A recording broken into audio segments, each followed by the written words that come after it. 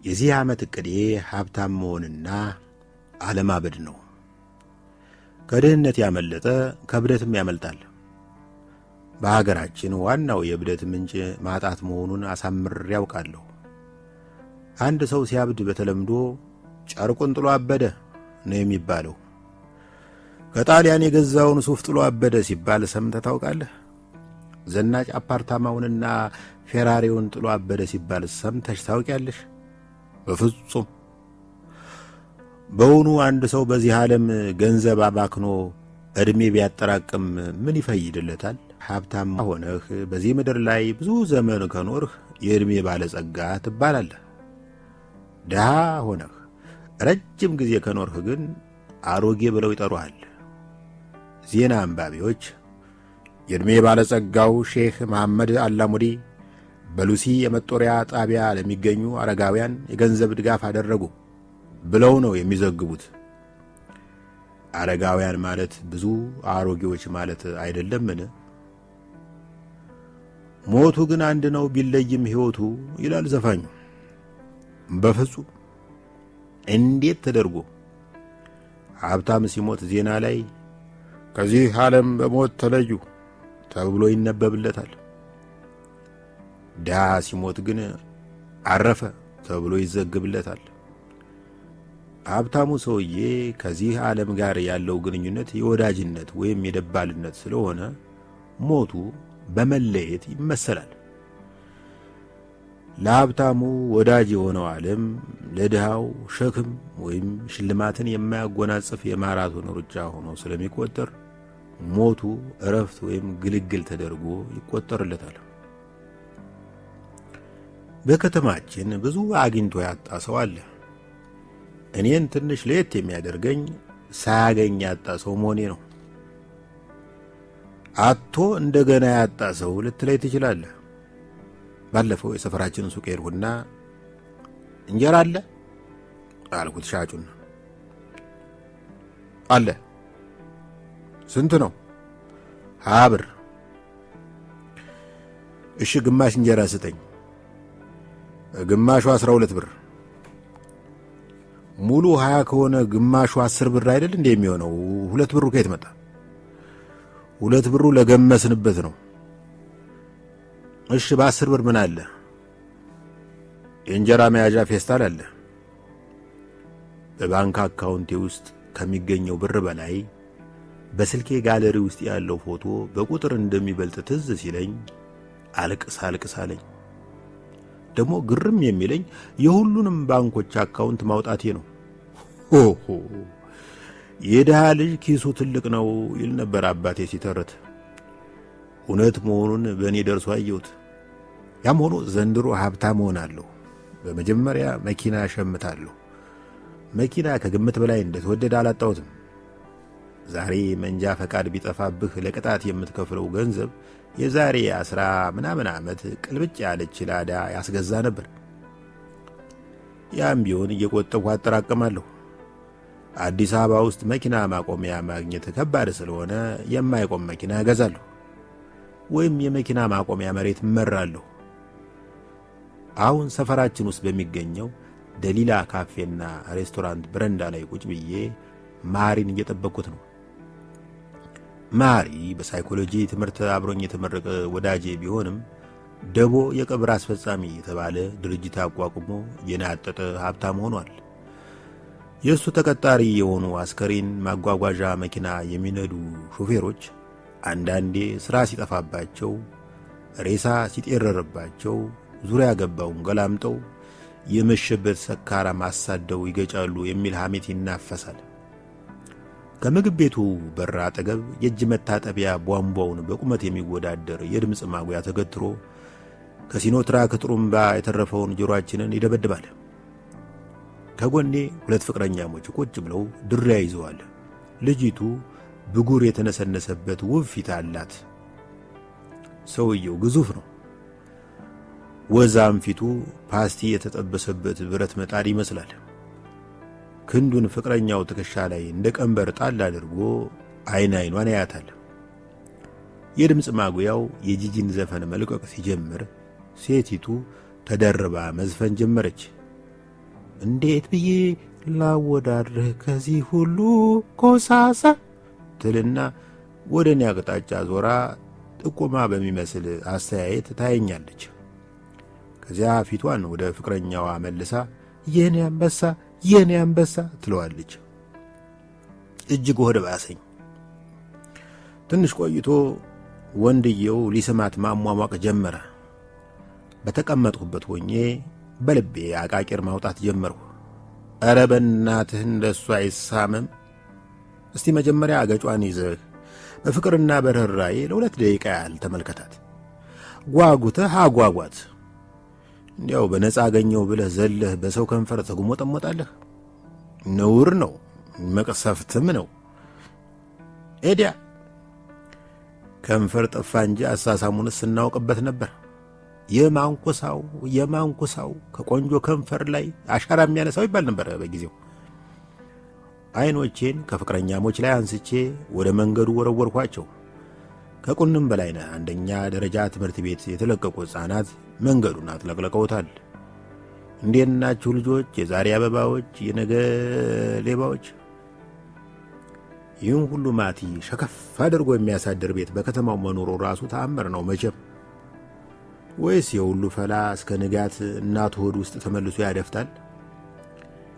የሕፃናቱ ጎርፍ አለፍ እንዳለ ሰብስቤ ከላይ ሲመጣ አየሁት። ሰብስቤ ሰፈራችን አራዳ ቀፋይ ነው። አንዲት በግቢያችን ውስጥ ተከራይታ የምትኖርን ፈረንሳዊት እየተከተለ በልመና ሲያጣድፋት ተመለከቱ። ፈረንጂቱ ከለማይ ሳይሆን ከነጣቂ ለማምለጥ የምትሞክር ይመስል ሶምሶማውን ታስነካዋለች። አባራሪና ተባራሪ ከፊት ለፊቴ እንደደረሱ ብድግ ብዬ የሰብስቤን ክንድ አፈፍ አድርጌ ይዤ በማስቆም በፈረንሳይ መንግስትና በኢትዮጵያ መካከል ሊቀሰቀስ የሚችለውን ጦርነት ከመነሻው አከሸፉት። ልቀቀኝ አለይ ሰብስቤ። ስማ ፈረንጆች አንዴ በጅምላ መጹት ሆናል። አሁን በችርቻሮ እንዲመጸውቱን ማስገደድ ልክ አይደለም አልኩት። ሲቸግረኝ ታዲያ ምን ላድርግ? እኛን ያገርህን ልጆች ጠይቀና ባልቸገረን ቀን እናግዛለን። እሺ የማትፈልገው አሮጌ ልብስ ካለ ስጠኝ፣ ብርዱ ሊገለኝ ነው። ልብስ እንኳን ለነገሩ ብዙ ያልተለበሰ 15 ዓመት ብቻ የተገለገልኩበት ጃኬት አለኝ። ችግሩ ብሰጥ ወስደህ ጆሮውን ትለዋለህ። እሺ ጆሮ የሌለው ጃኬት ስጠኝ። ከሰብስቤ ጋር ትንሽ ቆይታ አድርገን የሚያጽናና ቃል አካፍየው ከተሰነባበትን ከጥቂት ደቂቃ በኋላ ወዳጄ መጣ። ግን ትንሽ ገንዘብ ይለግሰኛል ብዬ ሳስብ ዘለግ ያለ ምክር ለገሰኝ። በዚህ ዘመን በደራሲነት እንደማትኖር የታወቀ ነው። ተጨማሪ ሥራ መስራት አለብህ አለኝ። በረጅም ብርጭቆ የቀረበለትን ስፔሻል ሻይ ፉት እያለ። ምን ሥራ አለ አልኩት። ለምሳሌ እዚህ አዋሬ ሴቶች አደባባይ ፊት ለፊት ያለው ፖሊስ ጣቢያ ክፍት የሥራ ማስታወቂያ አውጥቷል። የተውባክ ቁመናዬ የፖሊስ አይደለም አልኩት። እና የሌባ ነው? ሌላ ሥራ ካለ ጠቁመኝ። ትንሽ ወጣ ያለ ሥራ ከፈለክ ደግሞ ጃን ሜዳ ላይ አድማ በታኞች ልምምድ ማድረግ ጀምረዋል። ከቱርክ ያስመጡትን አዲስ አስለቃሽ ጭስ የሚሞክሩበት ፊት ይፈልጋሉ። ለምን አይሞከርብህም? በአንድ ዘለላ አምባ 500 ብር ይከፍለዋል። በቃ ይሄን ነው የምትመኝልኝ ያልኩት። እሺ አራጋቢነት ይስማማሃል? ስቴዲየም ውስጥ የመስመር ዳኛ የምትሉት ነው አራጋቢነት?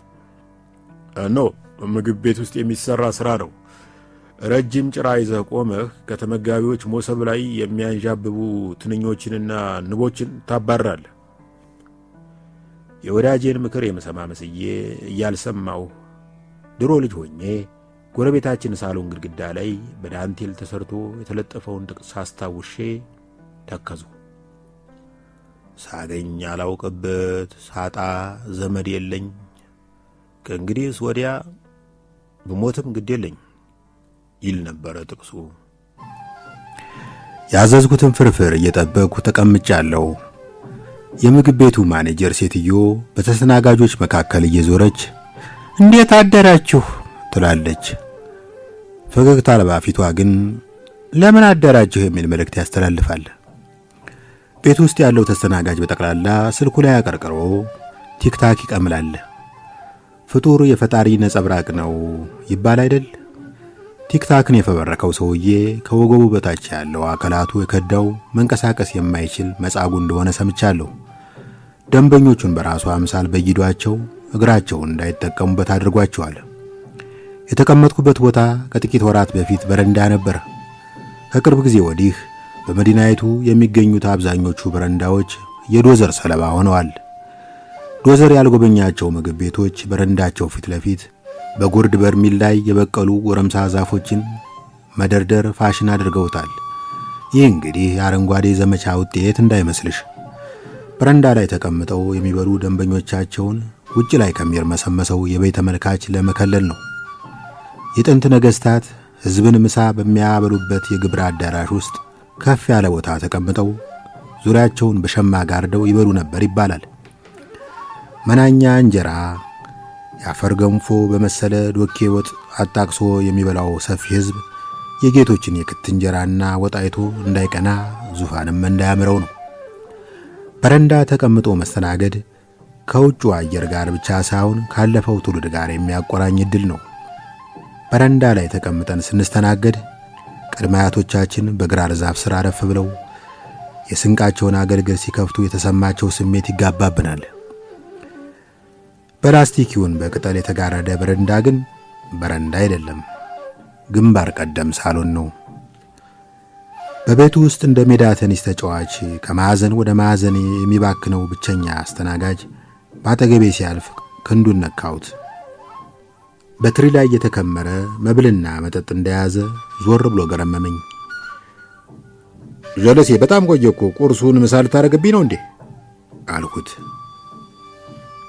አባ እንደ ህንድ ጣዖት 8 እጅ ይዤ አልተፈጠርኩም ተረጋጋ እንጂ በማለት መለሰልኝ። ምግቡ እስኪመጣ ከኪሴ ውስጥ በብልቃጥ ይዤ መዞራትን ሳባ ፐርፊውም የሚል ጽሑፍ የለጠፍኩባትን አልኮል አውጥቼ እጄን አበስኩ። ምግብ ቤቶች ውስጥ የሚገኘውን ፈሳሽ ሳሙና መጠቀም ካቆምኩ ብዙ ወራት አስቆጥሬያለሁ። ፈሳሽ ሳሙና ተብሎ በላስቲክ ተጠርዞ የሚቀመጠውን ግራጫ ብርዝ ከምን አይነት ኬሚካል እንደተቀመመ የሚያውቀው ቀማሚው ብቻ ነው። እዚህ ሀገር ለእጅ መታጠቢያ ብለው የሚያቀርቡልን ሳሙና በአውሮፓና በአሜሪካ አስፋልት ማጠቢያ ነው ሲባል ሰምቻለሁ። የሆነ ጊዜ ላይ ስሙን የማልጠቅሰው ምግብ ቤት ውስጥ ባገኘሁት ፈሳሽ ሳሙና ለ2 ሳምንት በተከታታይ ብታጠብ መዳፌ ያዞ ፍሬምባ መስሎ ቁጭ አለ። ክፍለ ሀገር ከተማ ይልቁንም መንገደኛ ከአውቶቡስ ወርዶ ምሳ በሚበላባቸው ምግብ ቤቶች ውስጥ ከእጅ መታጠቢያው ቧንቧ ጋር በሲባጎ የተቆራኘ አጃክስ ሳሙና አይጠፋም። 2 ዓመት ወደ ጎረቤት ሀገር ዞር ብለህ ወደ ምግብ ቤቱ ትመለስ አጃክስየው ትንሽ ከጠረዙ ቅድም ከመሸራረፉ በቀር ሳያልቅ በነበረበት ታገኘዋለህ። ኤክስፓየር ዴት የሚባል ነገር አይሰራም። እንኳን ሳሙናው የታሰረበት ሲባጎ ራሱ የአገልግሎት ዘመኑን የጨረሰው በምርጫ 97 ላይ ነው። አጃክሱን የሚያመርተው ፋብሪካ ራሱ ሳሙና ማምረት አቁሞ ሳሙናውን ይሰራበት ከነበረው ንጥረ ነገር ቡልኬት ማምረት ጀምሯል። በመጨረሻ ያዘዝኩት እንቁላል ፍርፍር መጣ። በግራዬ በኩል ሞባይሉ ላይ የተደፋውን ተስተናጋጅ ቀና ብዬ በሹክሹክታና በዝምታ መካከል በሚጠራሞት ድምፅ እንብላ አልሁት። እግዚአብሔር ይመስገን አልሰማኝም። በቀኝ በኩል ወደፊት ለፊቴ ስመለከት አንድ ሰውዬ ጀርባውን ሰጥቶኝ ተቀምጧል። ጀርባውን ብቻ ቢሰጠኝ በምን ዕድሌ! ከሱሪው ቅጽር አምልጦ የወጣ ገሚስ መቀመጫው ከነፍንጭቱ ተጋልጦ ላይን ይዘገንናል። የደንበኞችን የምግብ ፍላጎት ለመቆለፍ በጠላት የተመደበ ሰው ሳይሆን አይቀርም። አንዳንዴ ሳስበው የባህል ሚኒስቴር በመዲናይቱ የሚገኙ ወንዶች ባለማንገቻ ሱሪ እንዲታጠቁ በአዋጅ ማዘዝ አለበት። አለበለዚያ ምግብ ቤቶች የደንበኞችን ጀርባ የሚጋርዱ ወንበሮችን መጠቀም አለባቸው። አይኔ ከሰውየው ጀርባና ጎራባቾቹ ሲሸሽ አንዲት ውብ ሴት ላይ አረፈ። የጣዝማ ወለላ ቀለም ያለው ፊት አላት። በጥበብ የተቀረጸ ራሷን በሂጃብ ሸብ አድርገዋለች። ያም ሆኖ አፍንጫዋ ላይ የወርቅ ጤዛ የምትመስል ጌጥ ለጥፋለች። እንደ ቀሚስ የሚቃጣው ሱሪ አድርጋለች። በቤት ውስጥ ካለው ተመጋቢ መሃል ስልኳ ላይ ያላቀረቀረች እሷ ብቻ ናት። በልጅነቴ ባነበብኩት 1001 ሌሊት በተባለው የተረት መጽሐፍ ውስጥ የማውቃትን አንዲት ልዕልት መሰለችኝ። ዞር ብላ እንድታየኝ ስለፈለኩ ከፊት ለፊቴ ያለውን የጨው ብልቃጥ ጣልኩት። 2 ሰዓት የወጥ ማጣፈጥ የሚችል ጨው ሰውቼ ራሱ ትኩረቷን ማግኘት አልቻልኩም። ሁላችንም የትኩረት ተመጽዋቾች ነን። አንዳንዶቻችን ግን ላፊ እንፈልጋለን። በዚህ ዘመን ምንም ካለ መታወቅ በነውር መታወቅ የሚመርጡ ሰዎች ጥቂት አይደሉም። ከአዋሬ ወፍጮ ቤት ዱቄት የተጫነ አህያ የሚነዳ በቀለ የሚባል ሰውዬ ትዝ ይለኛል። ዘወትር በሚለብሳት የዱቄትና የአቧራ ብናኝ በጠገበች ካናቴራው ላይ አነዳዴ ላይ አስተያየት ካለዎት በዚህ ስልክ ይደውሉ የሚል ማስታወቂያ ሰፍሯል። የሆነ ጊዜ ላይ ድንግልና ለባል እንጂ ለፍቅረኛ አይሰጥም የሚል መፈክር የተጻፈበት ሰሌዳ ተሸክሞ ይዞር የነበረውን ወጣትም አልረሳሁትም። የከተማው አድማ በታኝ የማያሰጋው ብቸኛው የአደባባይ ሰልፈኛ ይመስለኛል። ይህ ወጣት ከጥቂት ጊዜ በኋላ በጣም ዝነኛ ሆነ። ድንግል አድናቂና አፍቃሪ ሴቶች ይከቡት ጀመረ። ከጥቂት ሳምንታት በኋላ ላፈቀሩት ሰው እንኳን ድንግልና ሕይወት ይሰጣል የሚል ጽሑፍ የሰፈረበት ሰሌዳ ይዞ ሲዞር ታየ። ለተልኮ የሚኖር ትውልድ ሲያልፍ ለትኩረት የሚኖር ትውልድ ይተካል። ብዙም ሳይቆይ አንድ ጠቦት ድመት ከእግሬ ስር እየተርመጠመጠ መጮህ ጀመረ። ከትዬ የመናሹ ምግብ ቤት እስከ ዘመናዊ ሬስቶራንቶች በነበረኝ የተስተናጋጅነት ታሪክ የተረዳሁት አንድ ነገር አለ። አብዛኞቹ ምግብ ቤቶች በትርፍ ጊዜያቸው ድመት የሚያረቡ ይመስለኛል። ከፍርፍሩ ቆንጥሬ ጣልኩለት። እንቁላሉን ብቻ ለቅሞ ካጣጣመ በኋላ እንደገና ጩኸቱን ቀጠለ። ጩኸቱ ደግሞ የተማጽኖ ሳይሆን ድርሻዬን ስጠኝ የሚል አይነት ሆነብኝ። ከፍርፍሩ ዘገን አድርጌ እንደገና ጣልኩለት። ጨረሰብህ እኮ አለች ፈገግ ብላ። የተፈጠርኩበት ዓላማ ከእንስሳትና ከእጽዋት ጋር ተካፍሎ ለመብላት ነው። እኔ ቆንጆ ለእንስሳት ጥልቅ ፍቅር አለኝ። ይልቁንም ለድመት ያለኝ ፍቅር በቃላት የሚገለጽ አይደለም። ድመት እኮ ቀን የጣለው ድንክ አንበሳ ማለት ነው አልኳት። እኔ በየመንገዱ ሲሄድ እግራቸው የተሰበረ ዓይናቸው የጠፋ በቁስል የተሞሉ ውሾችና ድመቶችን ሳይ በጣም ሆድ ይብሰኛል። በእንስሳት ላይ የጨከነ ለሰው ሊራራ አይችልም የሚለው አባባል እውነት አይመስልም አለችኝ። እኔ የማይገባኝ ነገር ስል ተቀበልኳት። እኔ የማይገባኝ ነገር ሰው እንዴት እንስሳትን ይጎዳል? እንዴት እጁ ይታዘዝለታል? በበኩሌ እንኳንስ ድመትን የመሰለ ውብ ፍጡር ይቅርና አይጥ ላይ እጄን የማነሳ ሰው አይደለሁም። የሚገርምሽ ነገር እኔ አፓርታማ ውስጥ ካሉት አይጦች ውስጥ ግማሾቹ በደም ብዛት፣ ግማሾቹ በእርጅና ነው የሚሞቱት። የእኔ የቆሎ ጓደኞቼ እነማን እንደሆኑ ታውቂያለሽ? የሰማይ አዋፋት። የሆነ ካፌ ገብቼ የጀበና ቡና ከጠጣው ፈንድሻውን ለእርግቦቼ ቴካዌ ይዤላቸው ሄዳለሁ። እርግብም ታረባለህ አለችኝ። በቂ ቦታና በቂ ትዕግስት ባገኝ ሰጎንም የማርባት እቅድ አለኝ። ወይ ጥሩ ሰው ነህ። አመሰግናለሁ። ስምሽ ማን ነው? ፈቲያ እባላለሁ። አንተስ? በእውቀቱ እባላለሁ፣ ግን አብዱል ቃድር ብለሽ ብትጠሪኝ ደስ ይለኛል። ከእግሬ ስር የሚርመጠመጠውን ድመት በግራ እጄ አፈሳ አደረኩትና ጭኔ ላይ አስቀምጬ እንደ ሙሽራ አጎርሰው ጀመር። በወከባና በርግጫ በተሞላ ሕይወቱ ውስጥ እንዲህ አይነት እንክብካቤ አጋጥሞት የማያውቀው ድመት በጥርጣሬና በግርምት ቀና ብሎ ያይን ጀመር። ለጥቂት ደቂቃ ፈገግ ብዬ ስዳብሰው ቆይቼ ቀና ስል ፈቲያ ከተቀመጠችበት ቦታ የለችም። ዓይኔን ማመን አቃተኝ። ድመቱ ያልተዳበሰ የፊቱን ገጽ ሲያዞርልኝ ማጅራቱን ይዤ በኃይል ወደ ጎረቤት ሀገር ወረወርሁት። ጥቂት ቆይቼ የአስተናጋጁን ትኩረት ሳገኝ የእጅ ምልክት አሳየሁት። ሂሳብ ነው አለኝ። ያንን ኮርማ ድመት የቀለብሁበትን ካሳ ትከፍሉኛላችሁ ብዬ ስጠብቅ ጭራሽ ሂሳብ ትጠብቃለህ